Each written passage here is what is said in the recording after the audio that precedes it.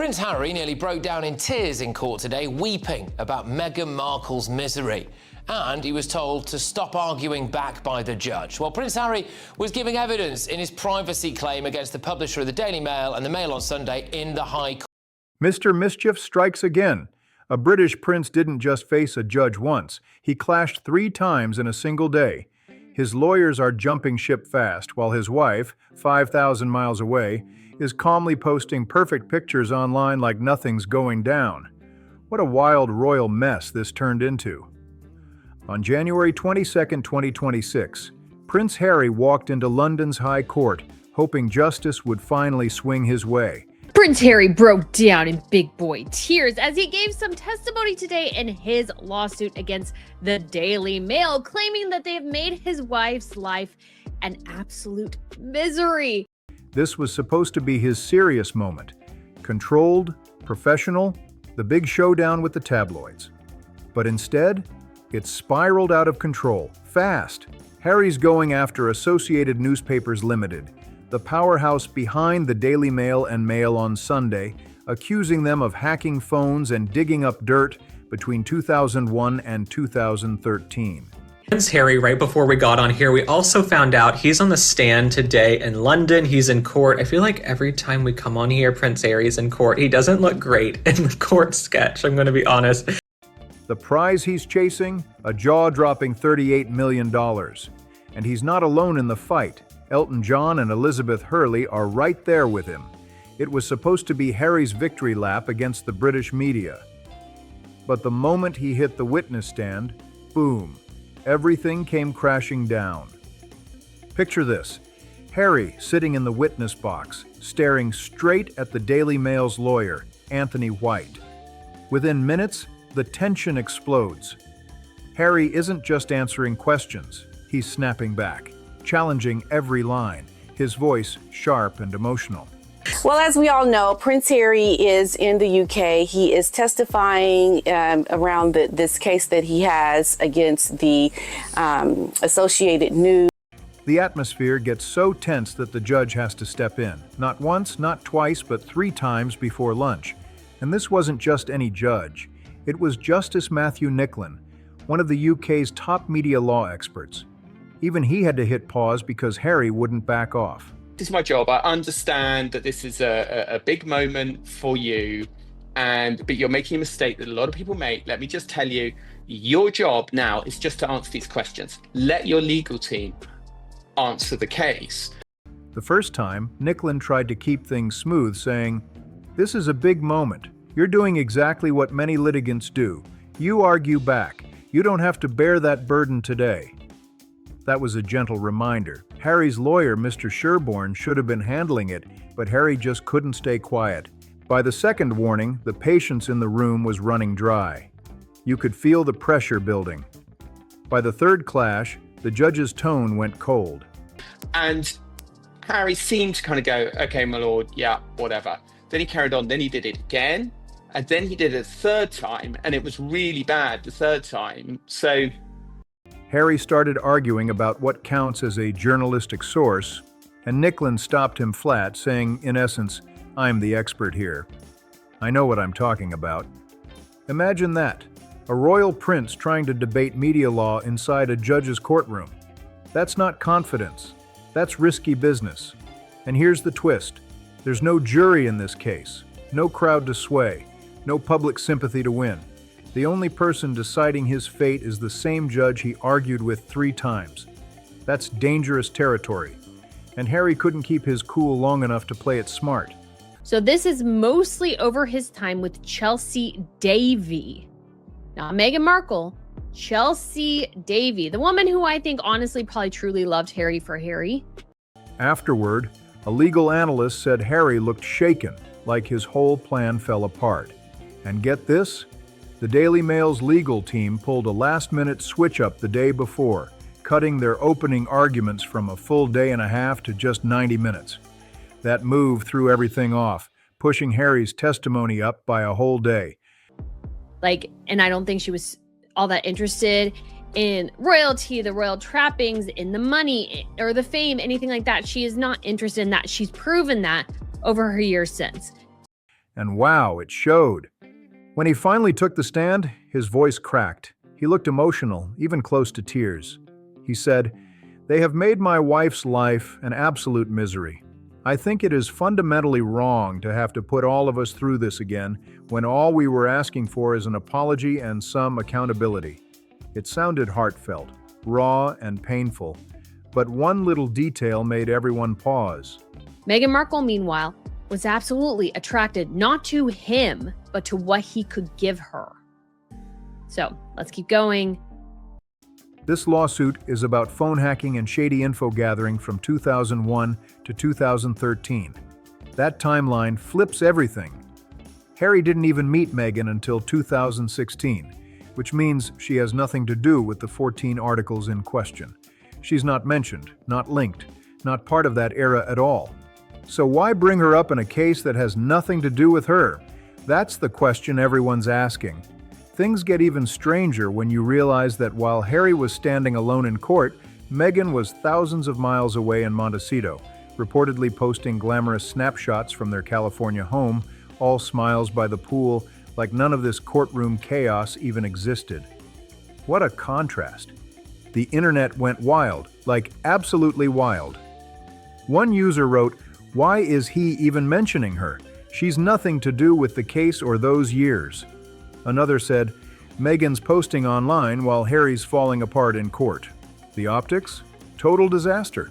This couple built their whole image on being unbreakable, united against the world side by side no matter what.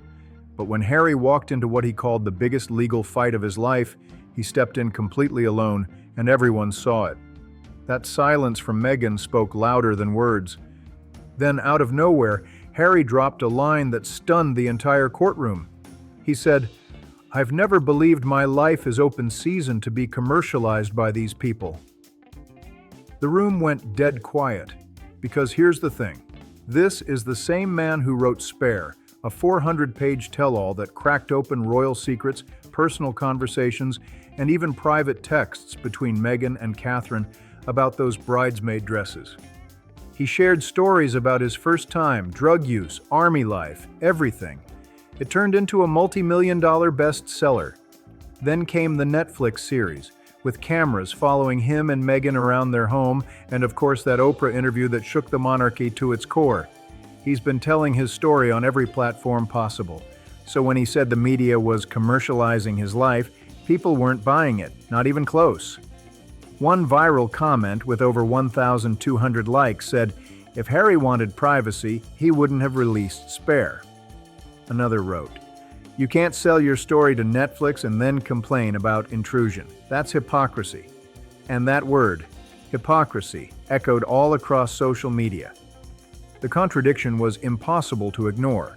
Even the judge looked like he felt the tension. The whole issue boiled down to one thing: control. Harry wants to tell his story on his own terms, but he doesn't want anyone else doing the same. That double standard hung heavy in the air like a dark cloud ready to burst. Then, out of nowhere, things took another sharp turn when Chelsea Davies' name entered the mix, his ex from way back before 2010. She's long moved on, married, has kids, and runs a successful jewelry brand, living far from royal drama. But suddenly, she's dragged right back into it. Some of the articles Harry's suing over mention her, and he even admitted in court that he called her the night before to talk about what really happened. Just picture that, calling your ex, now a married woman, right before a major court appearance. The internet exploded. One comment said, "Chelsea should send a cease and desist. This case is dragging her into something she left behind years ago." And honestly, people agreed. The weirdest part? The way Harry talked about her, it wasn't just casual. He sounded emotional, even a little nostalgic, like he was lost in the past. That what could have been energy filled the whole courtroom. Everyone could feel it. Awkward, heavy, and way too personal for a courtroom battle. Meanwhile, Meghan stayed in California, still sharing her picture-perfect posts from Montecito. Sunlight, luxury, calm vibes. The contrast was shocking. It made Harry look completely disconnected from the image he's been trying to sell, one of control, unity, and strength. But just when people thought the chaos couldn't get worse, the Daily Mail's lawyers dropped a bombshell. They brought up something called the Mr. Mischief Facebook account, claiming Harry used that alias to reach out to journalists, including Charlotte Griffiths from the Mail on Sunday. Harry denied it instantly, but the defense wasn't backing off. They hinted they had proof. And if that wasn't messy enough, one of the reporters Harry accused, Katie Nichol, hit back through her legal team saying, "No, Harry, you invited me to party with you at Kensington Roof Gardens in 2011. She basically said they were cool back then, not enemies at all. That detail cracked open the whole narrative. It made Harry look less like a victim of the media and more like someone who used the spotlight when it worked for him, and now wants to rewrite history when it doesn't. And behind the scenes, things got even uglier.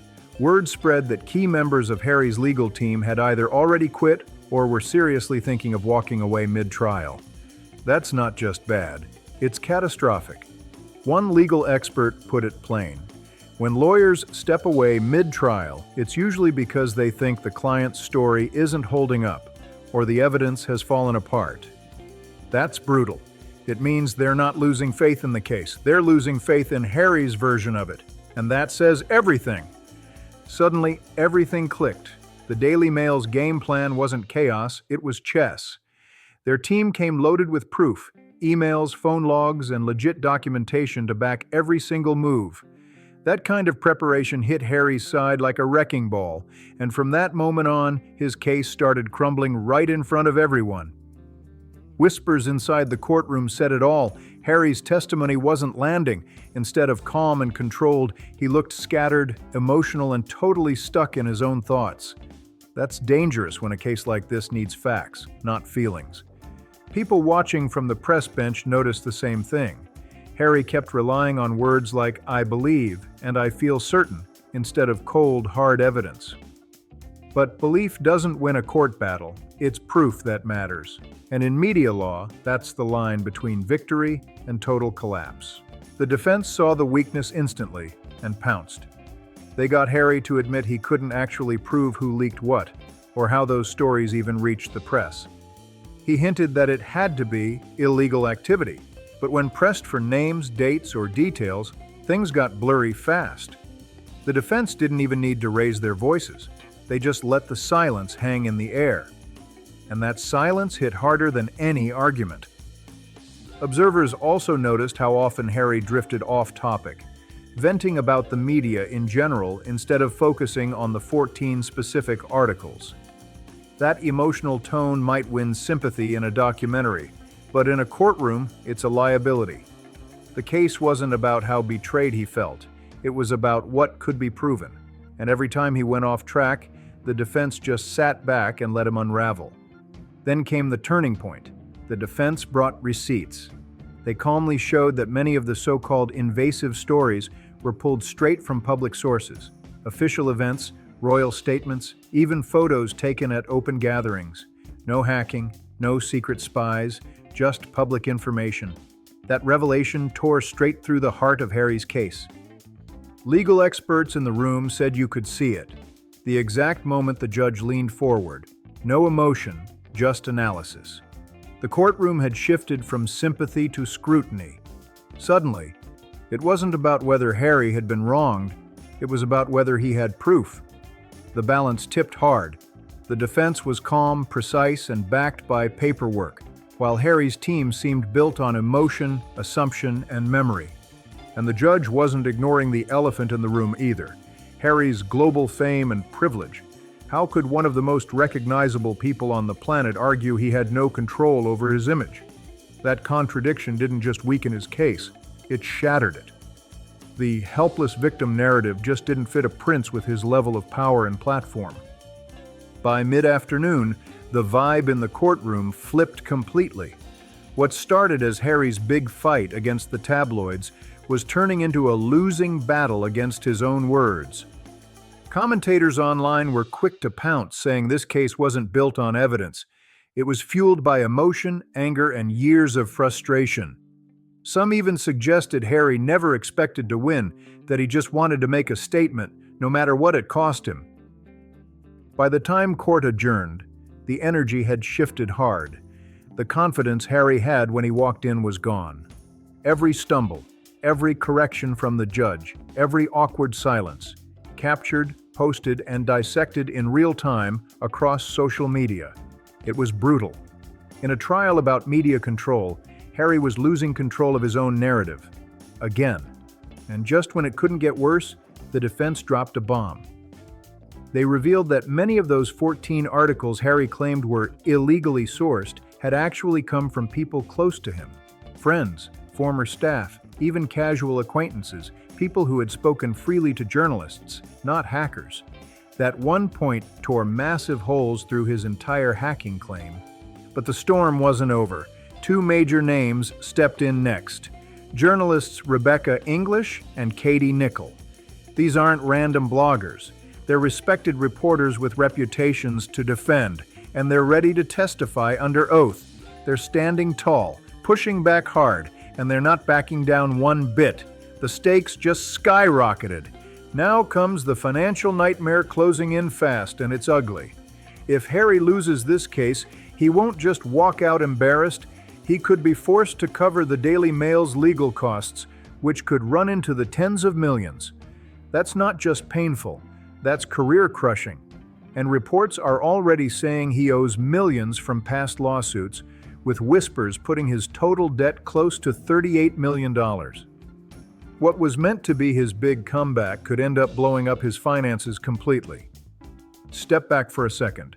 The bigger picture is even harsher. Harry's trapped between two worlds, and both are slipping away fast.